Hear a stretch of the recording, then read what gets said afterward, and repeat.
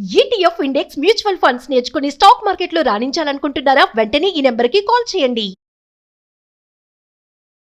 నమస్కారం. నేను రమారావి. ఈ రోజుల్లో ఒక పెద్ద సమస్య ఉందండి. మనం దేన్ని హ్యాండిల్ చేయలేకపోతూ ఉంటాం.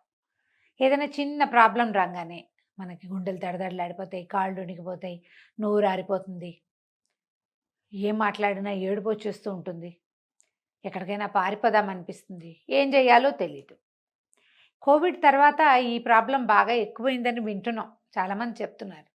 అదే కాకుండా పోస్ట్ పార్టం అంటే డెలివరీల తర్వాత కూడా, లేదా ఏదైనా ఆపరేషన్ అయిన తర్వాత, డెలివరీస్ తర్వాత ఆపరేషన్ తర్వాత అక్కడి నుంచి ఏదైనా పెద్ద ప్రమాదానికి లోనయ్యి కోలుకున్నాం అనుకోండి, దాని తర్వాత కూడా ఏదో కొంప మునిగిపోతుంది అనుకుంటాం, తర్వాత మెల్లిగా కోలుకుంటాం. కానీ అలాంటప్పుడు ఏంటంటే ఈ భయాలు మొదలవుతాయి ఏదో ఒక విషయం పట్ల. అదొకటి. అక్కడి నుంచి ఏ చిన్న ప్రాబ్లం వచ్చినా దాన్ని హ్యాండిల్ చేయలేము. ఏదొచ్చినా సరే టెన్షన్గా ఉంటుంది. తర్వాత ఏదో కోపపై పనిలో పడినా కూడా ఆ జరిగిపోయిన విషయం మనని కలత పెడుతూనే ఉంటుంది. ఇలాంటి స్ట్రెస్ని హ్యాండిల్ చేయలేకపోతున్నామా అనేది మొదట ఆలోచించండి.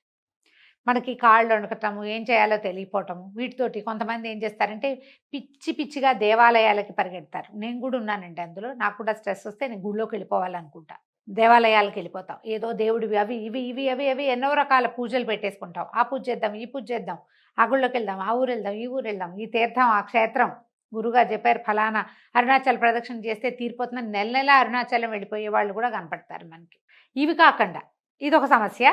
దీంతో పాటు ఇంకా ఏం చేస్తామంటే ఈ స్ట్రెస్ని, చిన్న ప్రాబ్లమ్ని హ్యాండిల్ చేయలేకపోవడంతో ఇంట్లో వాళ్ళతోటి పోట్లాటలు, అది భర్తతోటో, అత్తగారితోటో, పిల్లలతోటో, ఎవరో ఒకరితోటి పోట్లాడేసేయటం, అరిచి కేకలు పెట్టడము, వస్తువులు పగలగొట్టేయటము, చేతిలోనో విసిరేయటం, స్ట్రెస్ని హ్యాండిల్ చేయలేక.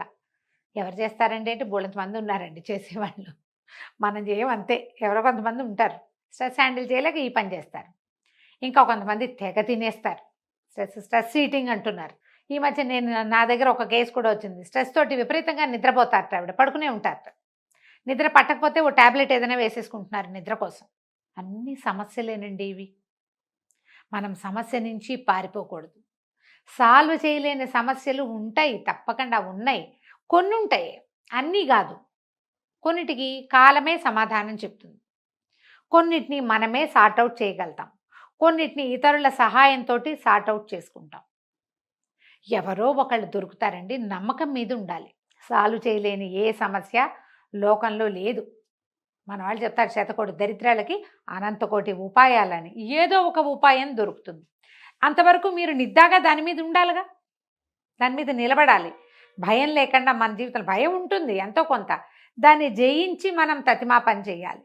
ఏదో ఒక దాంట్లోకి పడిపోకూడదు. మనం అందులో ఊబిలో కూరుకుపోయిన వాళ్ళలాగా చేయకూడదు. ఊబిలో పడినా కూడా బయటకు వచ్చేందుకు మార్గం కనపడుతుంది. బయటికి రావాలన్న ధోరణి ఉండాలి ముందు మనకి. ప్రధానమైనది అది. ఈ బయటపడే మార్గాలు అన్వేషించండి ఎప్పుడు కూడా. మొదట మీరు ఏదైనా సమస్యని ఎదుర్కోగానే మీ కాళ్ళు వణికిపోతున్నాయి, నోరు ఆరిపోతుంది అంటే మొదట మంచినీళ్ళు తాగటం అలవాటు చేసుకోండి. ఫస్ట్ మంచినీళ్ళు తాగండి. తీయగా ఏదైనా తినండి. కూల్గా ఆలోచించండి. ఎవరితోటైనా షేర్ చేయండి. ఎవరితో షేర్ చేయలేకపోతే మీరే కాగితం మీద పాయింట్ వైజ్గా రాసుకోండి.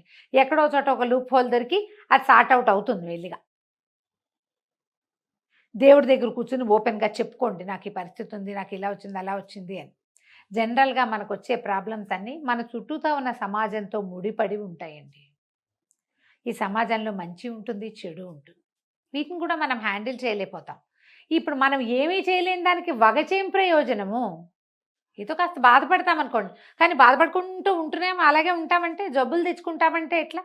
దీనివల్ల ఏమవుతుందంటే ఇవాళ రేపు కౌన్సిలర్లకి, సైకియాట్రిస్టు, సైకాలజిస్టులకి పని పెరిగిపోయిందండి. వాళ్ళు కూడా ఒత్తిడిని హ్యాండిల్ చేయలేకపోతున్నారు.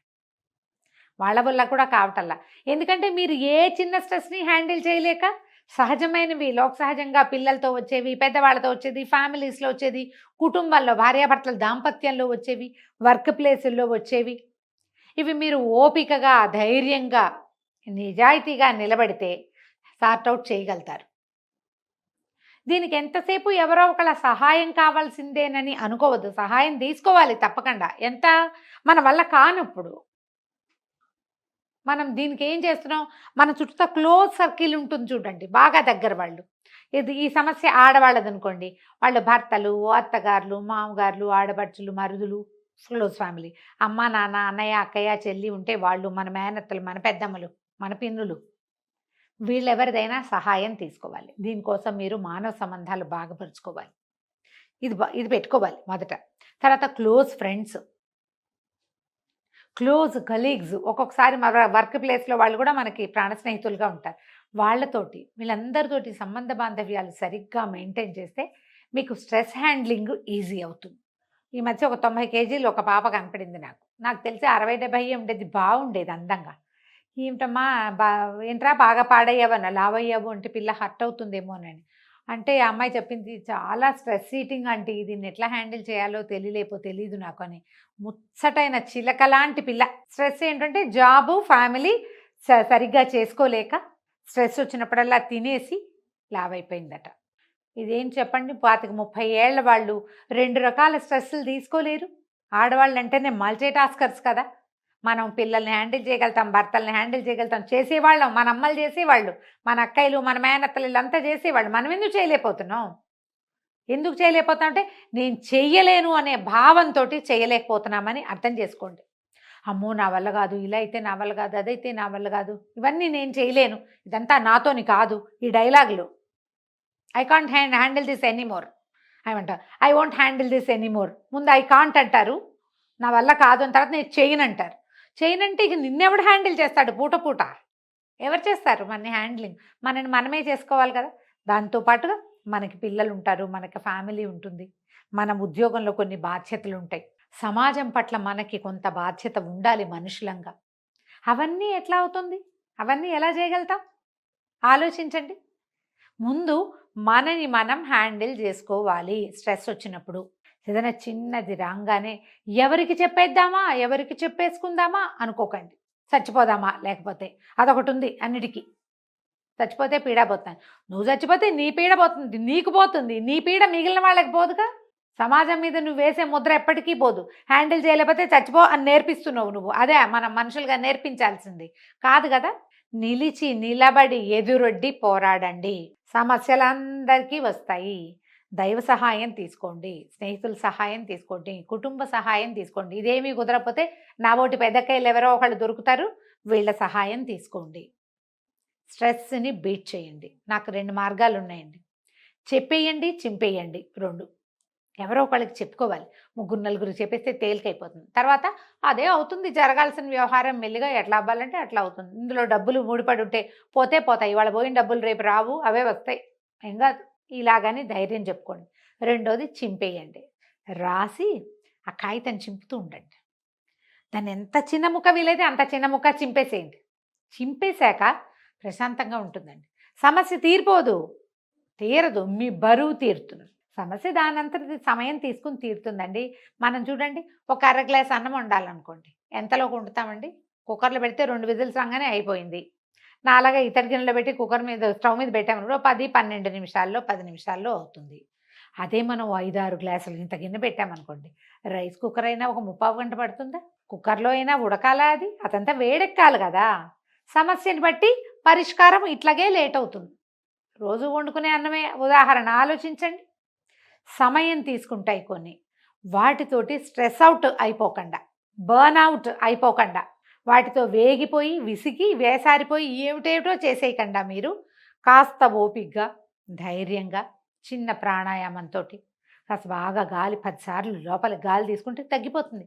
ఇవాళ రేపు నేను ఇంకోటి కూడా వింటానండి, ఏమిటది, పానిక్ అటాక్స్, స్ట్రెస్ అటాక్స్, ఇవన్నీ వచ్చేస్తున్నాయి. అంటే ఏదైనా సమస్య వచ్చేసరికల్లా వీళ్ళకి దడొచ్చేస్తుంది, కళ్ళు తిరిగిపోతాయి. ఏంటండి, మన అమ్మలు పాతకాలంలో హాస్పిటల్స్ లేవు, మందులు లేవు, మాకు లేవు, మన 14-15 మందిని కనేవాళ్ళు, ఎంత పనైనా చేసేవాళ్ళు, పొద్దున్నుంచి పొద్దుదాకా పనిచేస్తూ ఉండేవాళ్ళు, దేనికి ఏ యంత్ర సహాయము లేకుండా. మరణాలు సంభవించేవి ఇళ్లలో. అవన్నీ ఎట్లా హ్యాండిల్ చేస్తారండి? మనం ఏమిటి 1-2 పిల్లలతోటి ఇవి కూడా చేయలేకపోతున్నాం. అన్నిటికీ స్ట్రెస్ అటాక్స్ వచ్చేస్తే ఎట్లా? మనకి అటాకులకి సమయం ఇవ్వద్దండి అసలు. నాకు స్ట్రెస్ అటాక్స్ వస్తాయి, నాకు పానిక్ అటాక్స్ వస్తాయని ఒప్పుకున్నావా, అది మన నెత్తి మీద భూతంలాగా ఎక్కిపోతుంది. ఎక్కించుకోకండి, దించేసుకోండి బరువు. ఎవరో ఒకరికి చెప్పండి అమ్మా, లేదా మీకు మీరు చెప్పుకోండి. ఏదైనా ప్రార్థన చేసే అలవాటు చేసుకోండి. ప్రార్థన తేలిక చేస్తుంది. ఎవరికైనా సహాయం చేసే అలవాటు ఉంచుకోండి. ప్రార్థన, సహాయాలు ఇవి రెండు మిమ్మల్ని ఇలాంటి టైమ్స్లో, అంటే ఈ స్ట్రెస్ వచ్చిన సమయంలో ఆదుకుంటే. ఆలోచించండి, స్ట్రెస్కి దొరికిపోకండి. ఆలోచిస్తారు కదా. నమస్కారం. సుమన్ టీవీలో మీ పర్సనల్ అండ్ బిజినెస్ ప్రమోషన్స్ కోసం కింది నెంబర్కి కాంటాక్ట్ చేయండి.